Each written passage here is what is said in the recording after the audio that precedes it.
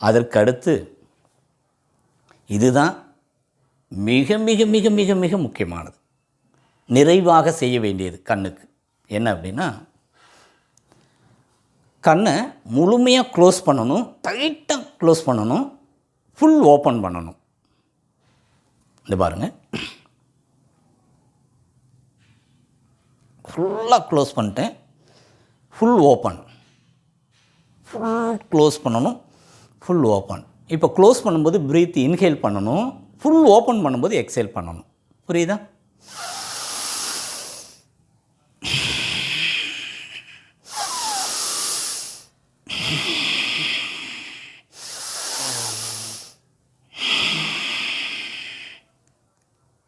இதை 10லிருந்து 15 தடவை கண் இமை நல்லா சுருக்கி நல்லா விரிச்சிங்கன்னா மிக மிக அற்புதமான பலன் கிடைக்கும்.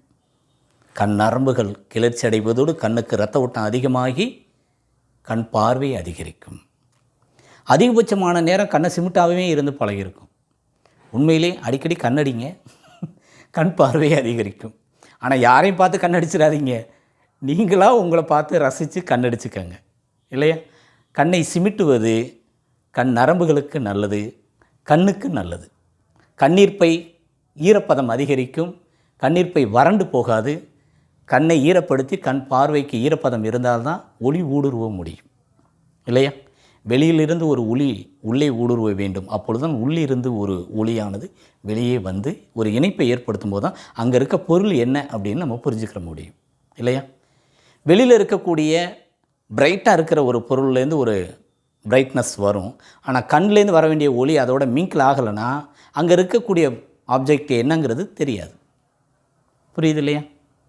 அப்போ கண் பார்வைக்கு ஒளியினுடைய அளவு குறையாமல் இருப்பதற்கு கண்ணை சுற்றி செய்யக்கூடிய பயிற்சியும் கண் இமைகளை சுருக்கி விரிக்கக்கூடிய பயிற்சிகளும் மிக மிக முக்கியமானது.